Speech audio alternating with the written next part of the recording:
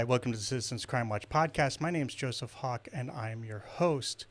So, October is Bullying Awareness Month, and we recorded a video earlier with Executive Director Vivian Havlin of the Citizens Crime Watch Miami-Dade County.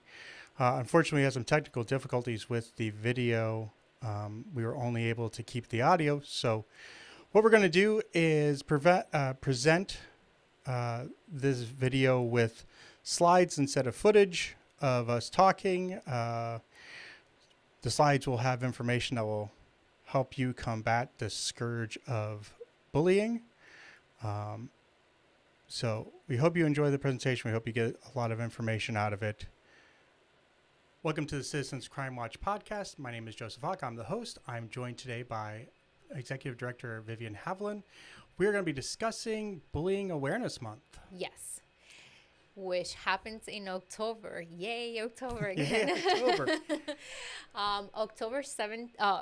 October 13 is National Stop the Bullying Day. It's celebrated every year. If you guys have heard any of our podcasts, we also have a youth crime watch programs that we implement in Miami-Dade County Public Schools. And for that day, on October 13, we're going to ask our students to wear the color blue. We have a shirt here that we are also going to be wearing ourselves to go ahead and participate in that. And we are just hoping to get those pictures so we could have it like for our social media. But again, just to bring awareness on bullying, which it's a very sad topic for all of us. I'm a parent. It's a constant worry for all of us. It does affect our kids emotionally and in school. So we just want to bring awareness. And this year we're gonna try to do like a whole day, a whole campaign. Wear blue on October 13 and show support. And October is a great month to do it, as most places, schools have been back now for about a month, maybe a month and a half. So it's really, and for most of the kids, school is the location for bullying. Yes. So beyond the wearing blue and this day, what does our Youth Crime Watch program do to kind of help address the bullying situation? Well, okay. So first, let's see. How can we? What is bullying? Right. Let's go by that. Don't want to assume everyone knows what bullying. And right. I was a victim of bullying in school, so I'm aware of it. But yes. So bullying, there's different types of bullying, right? There's verbal, there's social, and there's like the physical aspect of bullying. Verbal, it's within the word, right? It's the name calling, the teasing. Social could be described as anything as like don't be friends with such and such. Things. Embarrassing someone in front of others, those kind of things are example of like what we like to describe as what social bullying is. And then there's the physical, which is the pushing, the shoving, the hitting, and stuff like that. None of those are okay, right? And it does affect, every kid is different. Every kid is different. With a Youth Crime Watch program, what we try to do when we're talking to our kids about bullying is to be very assertive in the way that they are talking to that bully, right? Like stand up for yourself and very firmly say stop or like don't do that, right? That's like our very first step. Like stand up for yourself, be very assertive and as confident as you can be at that time, and ask that person to stop. We proceed by letting obviously faculty no, your teacher, the counselor, whatever it is, and there are many other steps to take. I cannot say this enough, for me as a parent, is to try to have an open relationship with your kids, that your kids feel comfortable to tell you all about it. Yeah. I have a routine with my kid, and I mean, you don't have to do my routine. I'm just saying what works for me. Right. Um, I haven't been able to do that anymore since I became the executive director. But with my son, when I used to pick him up, I used to always ask him, "What was your favorite part of the day?" That's always Mm-hmm. my question every day, right? And like he goes ahead and he tells me, I've been doing this since he was in VPK, since it was like a little, and then I also ask what could have been better, what part of your day you think could have been better, right? Because sometimes if you go straight to like, did you get bullied today? Yeah. Did anybody, like, it's very harsh. You want to try to like ease into it so that your kids feel like comfortable and able to tell you, because as a parent you need to know. There are signs to look for Yeah. also to know that your child is being, you know, bullying. Clearly they're gonna be sad. They might not want to go to school. Right. Sign number one, if your little kid is telling you that they don't want to go to school and they're really not sick, I mean, there's always signs for parents. But if they feel comfortable in coming to you and telling you what's going on, then it's makes such a big difference, because now the parents could join forces with the school and and try to make things better, right? And also at home, like having that reassurance that things are gonna be okay.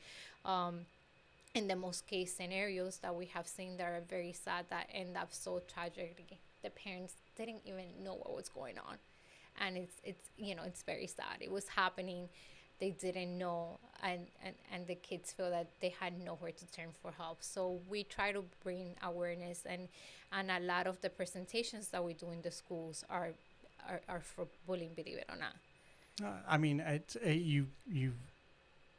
it's not a big stretch to see, unfortunately, the tragic stories of where bullying goes too far. And like you said, the kids don't tell parents. Maybe they don't tell the school staff, or you know, having been a teacher and knowing how overworked you can become. There are just times when it falls through the cracks, unfortunately, Mm-hmm. and then it goes to levels that we don't want to think about. But Yes. so we want to be able to identify that someone's being bullied, and then we want to be able to take the steps to remedy it. And one of those steps is not violence.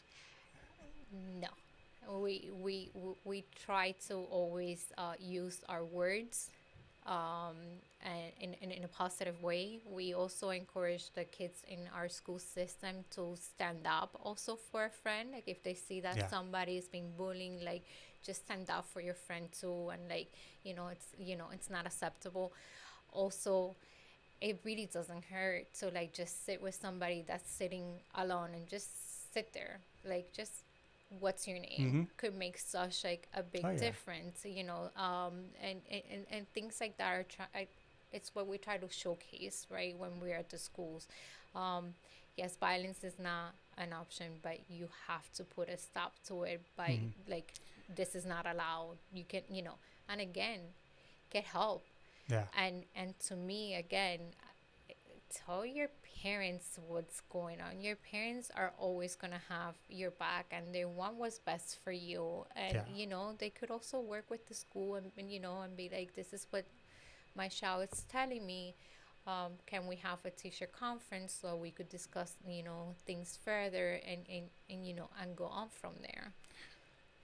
The standing up for somebody, actually, it's kind of a combination of standing up.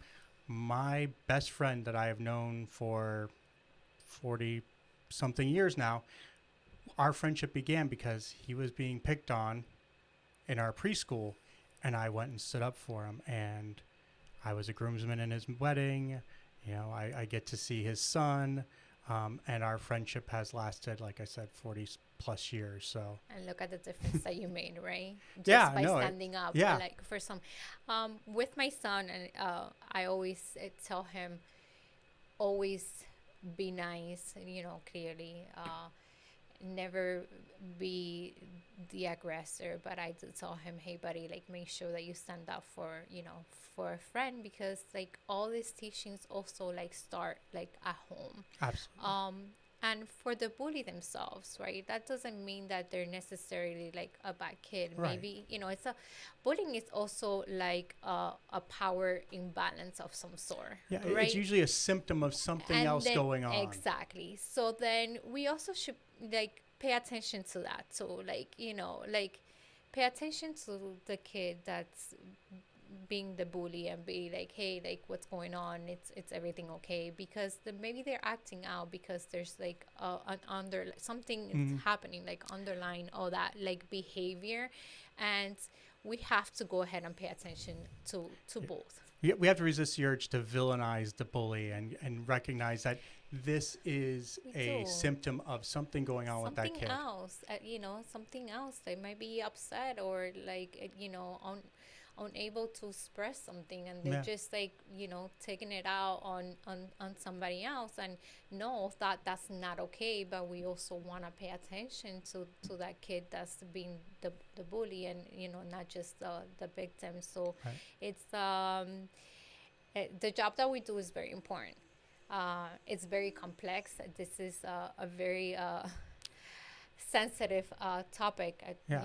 for me. How many kids, or how many times we hear in the news that, kids are also like committing suicide because like of bullying. Yeah. It's a national issue. And again, when you have a national day to bring awareness to things like that, like it's important.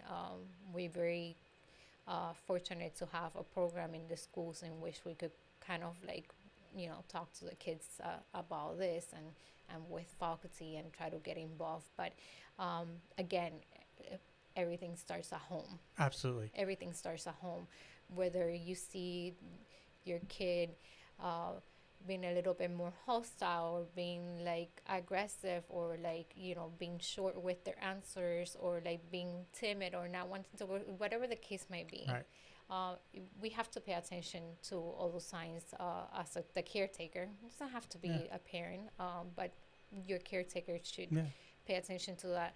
Starts at home, and if parents have to be involved with the school as much as possible. I cannot say that enough. The kids spend so much time at home, Yeah. and we get involved with working and our daily life, and like we want to think that our kids are being safe in school, and yes, for the most part they are, but they're also facing different difficulties in school every day. And if we don't talk about that with our kids when they get home, while we checking their homework, or even over conversation over the dinner table, and make your kids feel like they could come to you and talk to you, it will make a difference.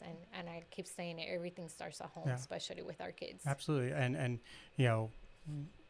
again, thinking about it from like a having been a classroom teacher, like when you start noticing the kids missing, or the kids, that's when you need to kind of, again, reach out to home to find out what's going on. Because I've you see the statistics every day. The kid misses for school, they puts them so far behind for where they need to be learning wise. Or missing a particular class. Let's Yeah. say that the kid goes to school, but he misses like a particular class because maybe within that classroom is where he's being like bullied. Like, it's just paying attention. Yeah.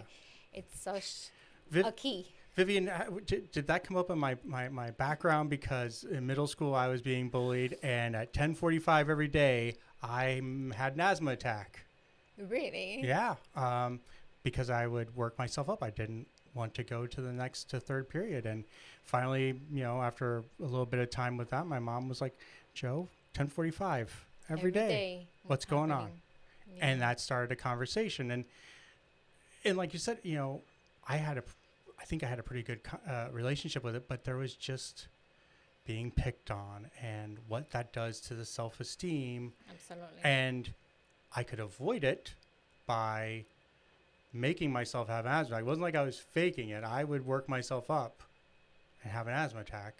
Yeah. And then finally, between like mom reaching out to school and having the doctor explain to me, what that does to your lungs and everything, it helped. and that conversation kept going. And, you know, I did have a very strong relationship. I still have a strong relationship with my dad, but, you know, it was a very strong relationship being able to go home, you know, and say such and such happened, or this happened, or that happened.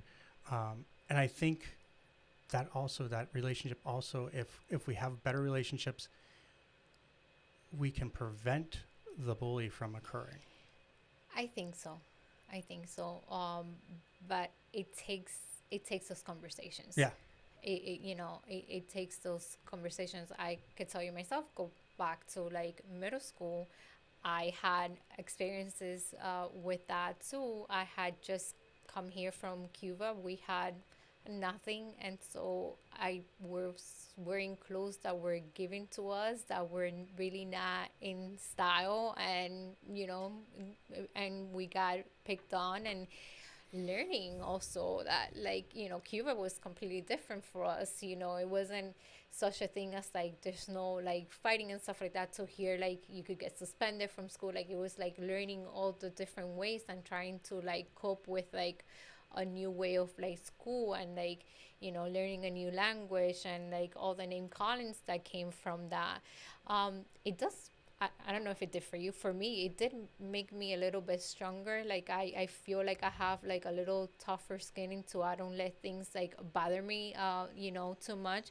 But also identifying like what that was doing like for me too. Like for you, maybe was like asthma. For me, I feel like now I could identify it. I didn't know like at that time, but maybe I was feeling very anxious, very like nervous, very, and not knowing what it was. I could tell you right now that I was feeling, anxiety over like going to school, and what I was gonna be facing, that day. And coming here from another country, we were not in the best neighborhoods. We were not going to the best schools. It was very difficult. And what I was dealing with at that time, years later, right, as we come to know like our bodies and we're more familiar with different terms, I was like, oh my god, like I was anxious. I was feeling very anxious about going to school, and I know that I was feeling. But I feel like a lot of us at one point or another has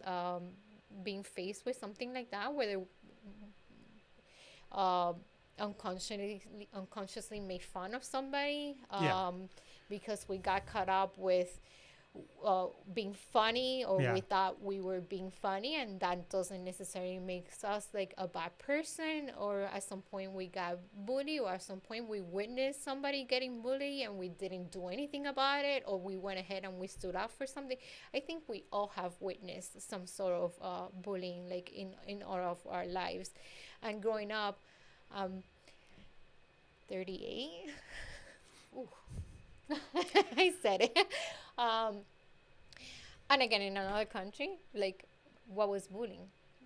Like, it wasn't described as like, I came to learn that, in the 17 years of working in this organization, like, oh, that's what that is. That's what it's called. For us, it's like, oh, you were just making fun of somebody, like at school, like a kid was, being funny. So like learning like those terminologies, and and what it means, and the impact that it has like on our kids. Yeah, it's I don't know. Growing up, we were taught the nursery rhyme, sticks and stones may break my bones, but names will never hurt me, or words will never hurt me. The reality is words can hurt just as badly. They do. Or sometimes worse. Yeah. I know that it's a thing, right? Like, you get hit, that pain like goes away, or whatnot. But what somebody says, you start like thinking like about it, or overthinking about it, and what it's doing to you, and the impact that it has on you, like emotionally, it's a lot more damaging than we think. And words do hurt. And again, we do a lot of bullying presentations in the schools. We get a lot of requests for that, and it's really important to address all that. So October 13th, wear blue to bring awareness to bullying. Yes. And if you are a parent, talk with your kids, find out what's going on with them. If you're a kid watching this, talk with your parents. Let them know if something's going on. They would rather have that conversation with you than have to deal with anything else. It's the first step. Yeah. Your parents are there like for you, and they could help you. They could guide you. They could talk to the school. They could take you to school one day Hmm. and talk to your counselor and try to get help. You're not on your own. No. Right. And there's also a lot of resources available outside the school Yeah. and counseling and stuff like that is available. But if your parents don't know, you're missing out on all the help that you could get. Exactly. So we'll have links in the show notes for where you can find information about bullying awareness, and again, have those conversations. Vivian, thank you for taking time out of your very busy schedule to come here and talk Thank with you. me. And thank you all for tuning in. Glad you're able to stay and continue watching that. If you have any suggestions or comments about how we can prevent bullying in our community, please leave those in the comment section below. You'll also find in the show notes information for different resources to combat bullying. And if you found any of this information valuable, could you do us a favor, give this video a like, share it with some friends, subscribe to the Citizens Crime Watch channel if you're not already a subscriber, and click the notification bell so that way you don't miss out when we post more informative videos like this. Thank you for taking time to watch this today.